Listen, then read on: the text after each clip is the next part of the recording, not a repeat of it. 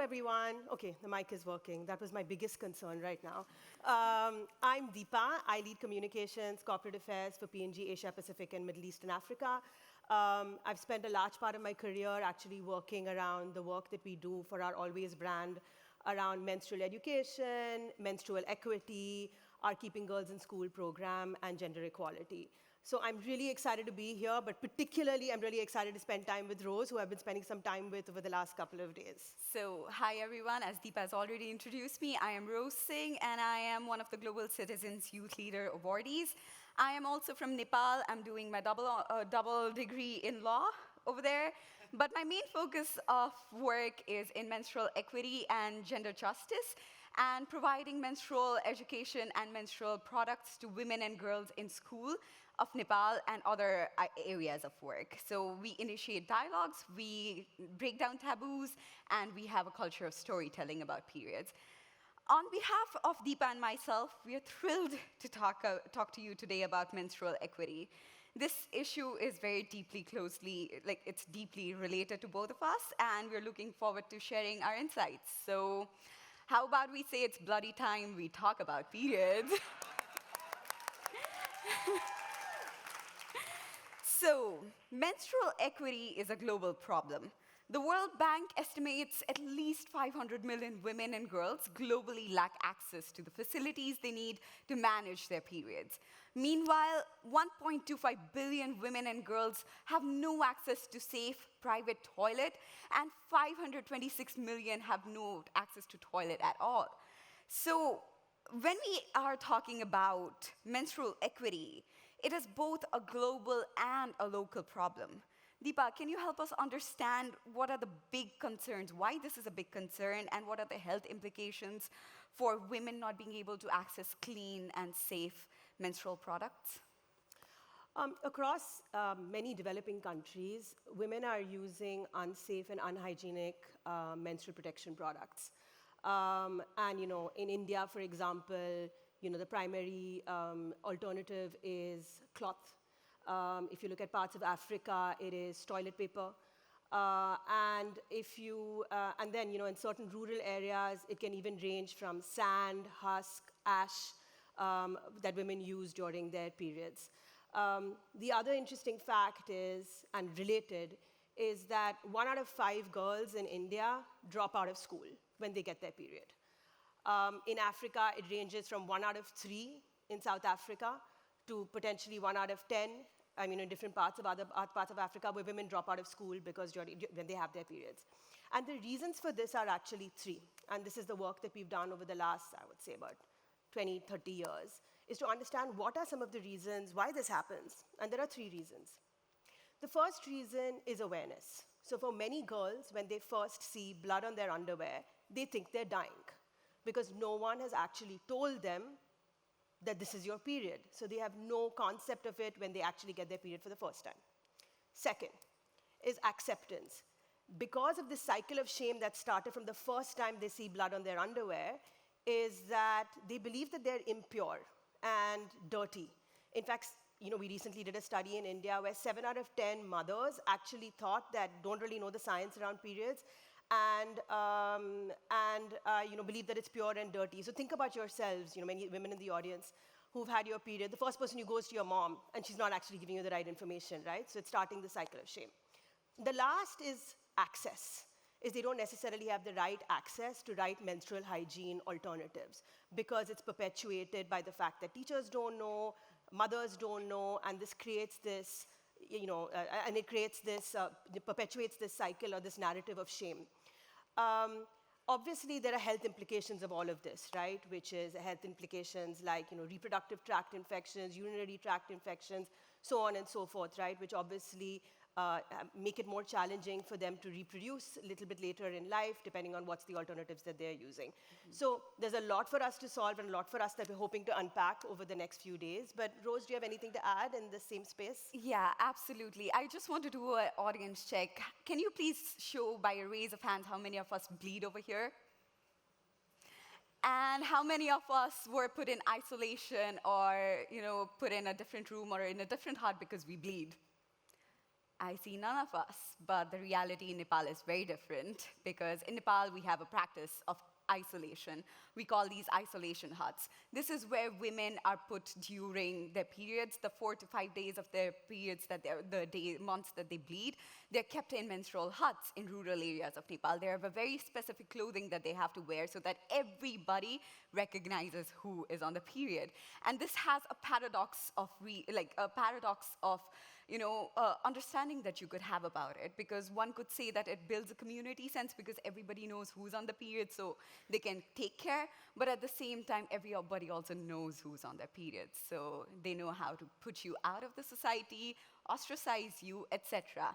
And there's a lot of lack of education, which is the second big concern. What happens is, as Deepa has already mentioned most of the big concerns, but when we are also looking at the idea of education about menstruation, it is women don't know what PCOS is or endometriosis is. So in a lot of my research that I've done, I see that women, because they think that they're missing their periods, and missing periods is so shameful because it's directly related to pregnancy in their heads, what they do is they insert, and this is a trigger warning with which I say, they insert hangers inside the vaginas in order to abort a baby which is not even there, because they don't know what it is. They don't know if it's a baby or if it's just, a PCOS or something. Yeah. So this, and you also have lack of clean water and sanitation. You have communities in Nepal who drink from the same pond that they poop in. There's no toilets over there. So accessing menstrual products and hygiene is so essential in these communities, right? And Deepa, I want to ask you, with all the stigma that we've already talked about, worldwide there's so many taboos and cultural beliefs surrounding menstruation, which is like really stalling any progression. So what is the work that you do to bust period taboos in your region? And can you speak of some of the insights that you have and actions that you've taken? So obviously, one of the things that we've learned, right, we talk about sort of creating awareness, but acceptance is a big part of it. And the taboos that Rose mentioned, which is isolation, the taboos range, right? So they range from isolation, where women are kind of isolated when they have their period. They're not allowed to enter the kitchen. They're not, and then, they're not allowed to do the things that they would normally do when they have their period because they're impure and dirty. As I said, I give you the statistic of what mothers actually think in this space. But it also kind of ranges from, till about maybe 10 years ago, actually even probably today. If you go and buy a sanitary napkin in a store, they'll wrap it in a black bag and give it to you, right? Because, no one should know that you have your period, which, as, we saw in this audience, many of you do, right? It's completely normal. So there's, and if I really would ask that question to all of you, the last time, the women in the room, the last time you went and actually bought a pad, weren't you a little bit embarrassed, when you have it in your shopping cart, when you give it to the male cashier? There's this perpetuation of shame that happens when you're actually buying a pad, which again is completely normal. So we realized this about 10 years ago, and a large part of the advertising that used to happen in those days, and I'm just talking 10 years ago when I say those days, shows you how old I am. 10 years ago is not a really long time ago. I know for some of you it is. But, when we used to refer to them as those days, this time of the month, that time of the month, those days, not say words like periods. And we talked about, and then we said, hey, we need to do something. We need to challenge this, and we need to really, really take on these period taboos head on. So we came back with a program called Touch the Pickle. And at P&G, we believe that, we have power. And with great power comes great responsibility. Yes, and so we believe that we should use our advertising voice also to generate more awareness around some of the taboos that exist. So we came back with a campaign called Touch the Pickle. So don't let your minds go in a wrong direction. But what pickle is in India, it's, for the lack of a better way of explaining it, it's sort of like a spicy, usually spicy preserved jam. And women in India believe that if you have your period and you touch that, it'll go bad. And it's a very prevalent belief. Everybody thought about this. So anyway, we had a campaign that we called Touch the Pickle, and it covered all these taboos. It covered the taboos of wrapping something in a black bag when you buy your pad. It talked about Touch the Pickle. It talked about a lot of other things. And that led to a lot of consumer-related movements around talking about what these taboos are like. Now, as we've talked today, many of these taboos are fairly commonplace, right? So regardless of whether you're in a developing country or a developed country, there's some amount of shame in this. But can you imagine what would happen in situations where gender inequities were really, really pronounced and where there was lack of freedom? And that's where I want to ask you a question. There's a lot of work that you've done around women in prisons in Nepal, and I'd really like to understand how some of this sort of manifests in those situations. Right. So the process of, like, I can relate a lot about India because we are just neighbors, right? Yes. And speak the same language, by the way. Yeah. So she gets what pickle is. Yeah. So when we are in Nepal, what the first step to recognizing that this was a problem started when luxury tax was imposed on period products, menstrual products. So you have essential products like contraceptives, which are tax-free, but a luxury tax is imposed on 13% at that, is imposed on products such as menstrual products, which is an essential necessity of every person who menstruates. And it happens almost every month if you're on your regular cycle. And there's a lot of things because a lot of women come from informal sectors. They're not able to access these period products, the clean sanitation that comes with it.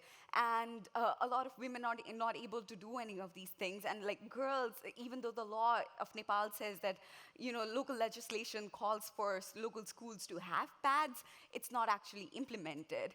And what happens is, as Deepa has already mentioned, girls drop out of schools. There's ostracization that happens. And children, in Nepal, there's only 25% of the schools that have clean water and sanitation in place. So what this means is that there's a certain amount of fear and shame when you get your first periods, when you first see the red dot, right? And you are ostracized because you're made to feel ashamed about what's happening to your body, and you don't know what's happening to your body. So a lot of my work with children is about capacity building in the sense we teach the children to access these freedoms that are theoretically there, and we also enhance their access to menstrual products. But it's only so much that a grassroots advocate can do, right? Which is where you guys come in, and we'll talk about that. And women in prison. So that was something very interesting that we started to talk about and discuss, which is periods don't stop just because your legal status changes, right? And periods don't stop just because there's a war or a natural calamity that's happening. And there is a right to a dignified period. Even in fact, if we are talking about a legislation, law student, we have the Bangkok rules, and the rule number 5 of it talks about how there's dignity in incarceration that needs to be protected, right? So even though there are these conventions and these rules like ICCPR, et cetera, that we are as countries part of, the implementation falls to ground, right? Women in prisons, they don't have access to period products. They have to either depend on NGOs or their family members, which is not at all sustainable. The prisons are overcrowded. So in a prison with women holding capacity of like 60 rooms, there are around 200 to 300 women in those prisons. And what this leads to is overcrowdedness and a lack of dignity when they're menstruating inside. And it also affects what happens is that your reintegration into the society is affected because now you might develop some kind of infection or some kind of disease related to your reproductive status inside prisons. So this is what I've also worked on immensely with regional stakeholders, which is going to periods, lobbying with government entities and trying to figure out a way so that period products, which is as simple as that, is accessible to women in these areas. So while we are on the conversation about dignity, Deepa, can you please help us understand long-term implications of what happens when we address menstrual equity? So we Rose talked a little bit, about the work that she's doing, obviously, with children in schools, and I talked a little bit about, 1 out of 5 girls in school drop out. Why do you think that is? Why do you think they're dropping out? What's the connection back with, menstrual hygiene, menstrual awareness, and girls dropping out of school? What's interesting is that when, in many of the developing countries, at primary school, the ratio of girls to boys in a class is approximately the same, right? Or maybe a little bit less for girls because of other reasons, but broadly around the same. Once they get to secondary school, what we find is girls start dropping out of school. Why did they start dropping out of school?